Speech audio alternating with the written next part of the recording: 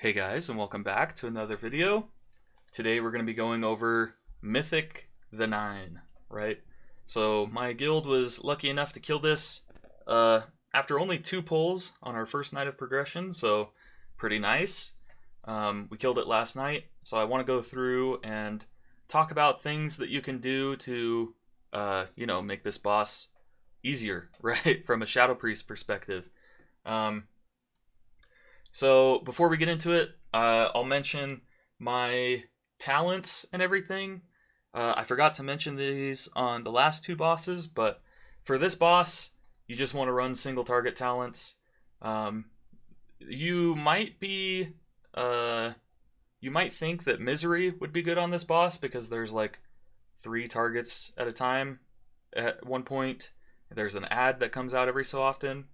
But it's definitely better to just play Twist of Fate. The ad means that you can get some increased Twist of Fate uptime, which is nice. You'll get Twist of Fate uptime when these 2 are really low.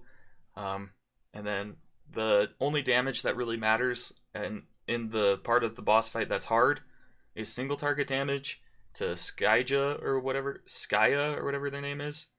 And you get single target damage from your single target talents, right? So I'm playing Fortress of the Mind, Twist of Fate, Hungering Void, that kind of stuff. And then I'm still Night Fae, so I'm playing Naya for Grove Invigoration, Mastery. Okay, then let's just get into it. So the way I like to start this is the same opener for any single target boss, except I dot Signy, and then I go to Kira, and that's when I pop all of my cooldowns and everything. So this first Fragments of Destiny comes out right during the middle of our cooldowns, so you could get unlucky and end up getting one of those. Just go deal with it and say, dang, that sucks, right? It's better to deal with the mechanic though than it is to just sit here and try and get more damage out. You want to dot this Formless Mass, but you don't want to focus it with damage. Other people are going to focus it, and they're going to do more damage to it. And if you just dot it, it'll give you... You want to make sure you hit it, because then you get Twist of Fate uptime. So right here, the boss is casting the Void thing that sucks everybody in. You need to make sure you don't get in that circle. We've got another Fragments that just came out that got dropped off. We're about to get the one that you need to go into, the one that pushes you out that you need to go into. Kicking those Soulful Blasts is good. The Formless Mass comes out again. My Mindbender just came off cooldown, so I'm going to use it. I'm going to hit this Mass with a Shadow Word Death. Oh, before it gets into Execute, unlucky. I try to save it for the Execute, but it's not worth holding on to it. If you get lucky and it is an Execute when you hit it, that's nice. And then I get these Fragments on me, so I just completely ignore everything except for this mechanic. And I run out to X, which is where we take it. And then I run out of the Fragment. Dispersing when you're coming out of that is fine. There's not too many really good times to use it. And then I am close enough to this purple thing that I'm going to soak it.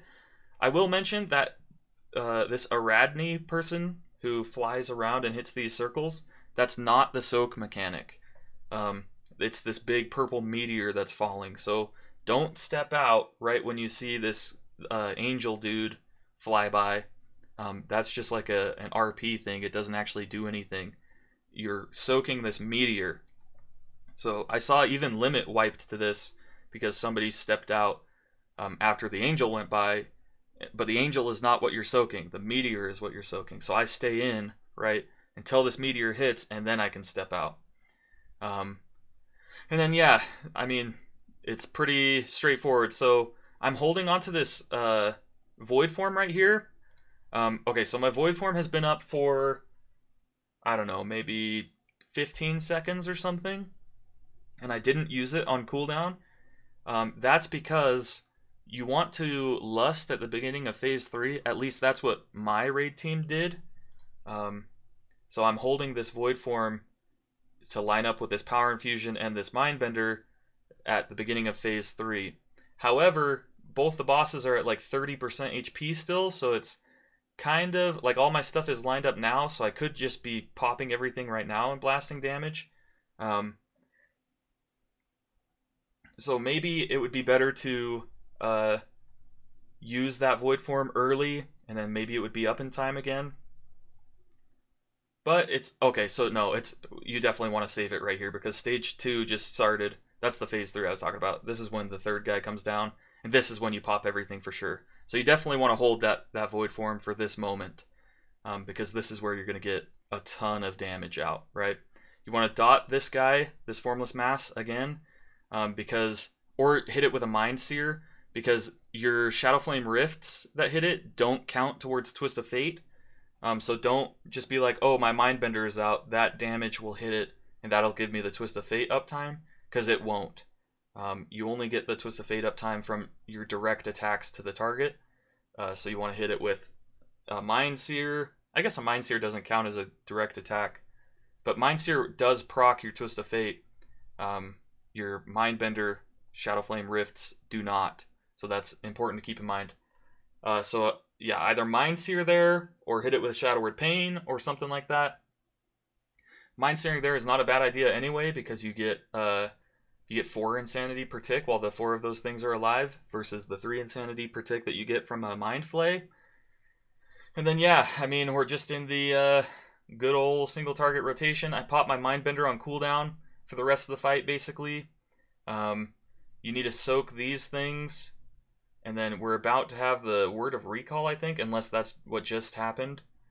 And then I pop my Void Form on cooldown right here.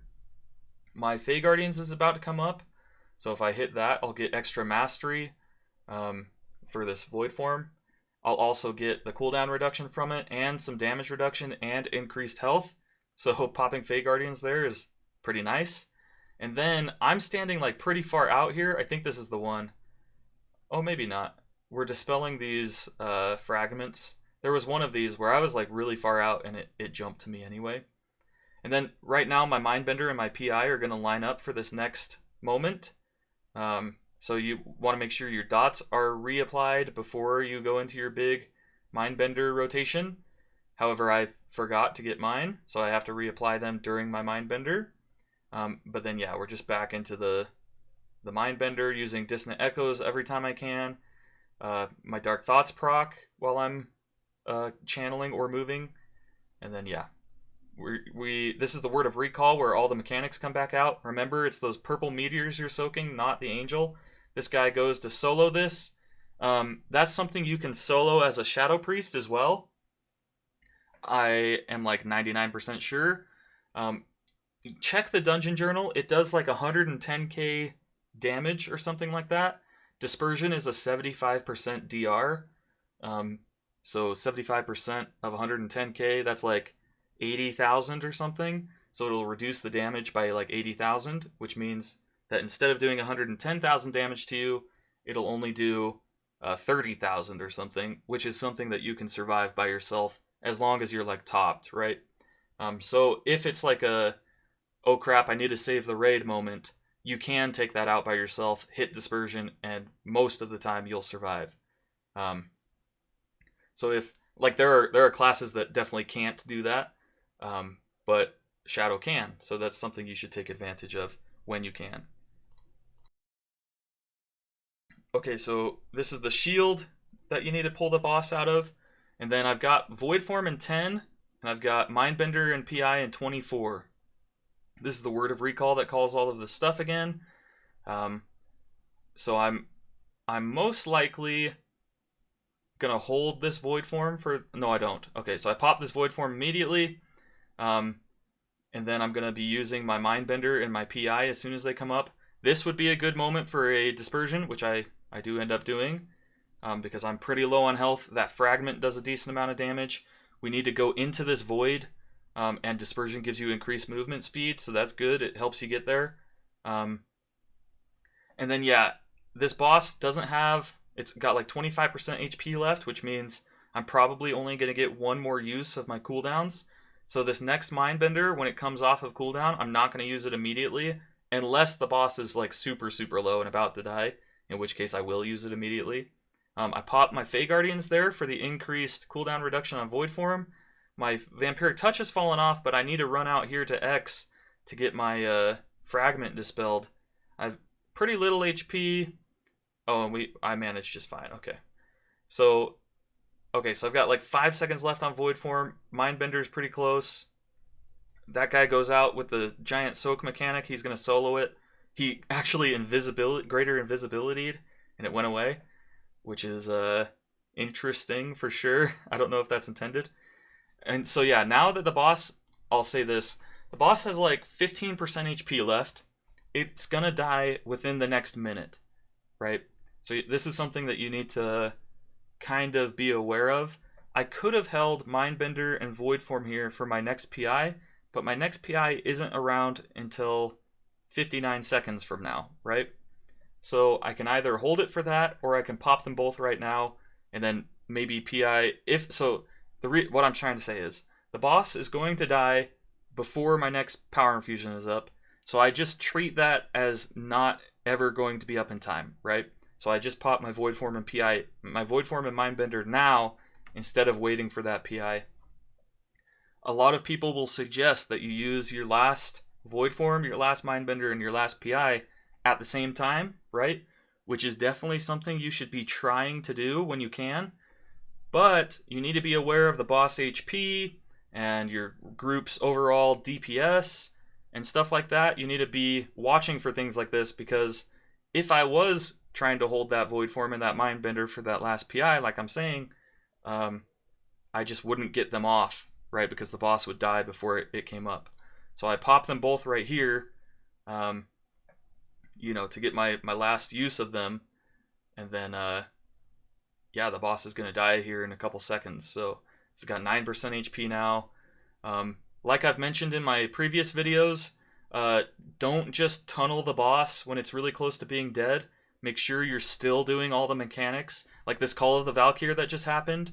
Even though the boss is almost dead, these soaks come out, right? You should be trying to soak these. The boss is 3% HP, so people are like, oh, I'm just going to hit the boss. No, you should go soak these, because somebody missed their soak right there, and we almost wipe, right? But we managed to survive. And if nobody had soaked there, we only missed one soak there. If 2 people had missed their soaks, we wipe at 1%, right? If people had been like, I'm not going to soak, we're just going to commit, we're going to kill the boss, this is a wipe. We don't kill the boss here. But because people were smart enough to be like, okay, it's more important to do the mechanics and kill the boss a little bit later than we would have, that is definitely just the safer play, right? So we ended up soaking. We did miss one, but we didn't all die, which means we have enough time to pull the boss out and finish the boss, right? So that's the end of the 9. Hopefully this was helpful. Let me know if you guys found it helpful. I realize that I rant a bit and I am not super clear sometimes, so hopefully you got something out of it. If you liked the video, leave a like. If you really liked it, feel free to subscribe. You can check the description for links to my Discord server and also that's a huge shoulder piece, by the way. My Discord server and my Twitch channel are in the description if you want to, you know, talk to me more personally, one-on-one, stuff like that. Otherwise, I will catch you guys in the next video. Peace.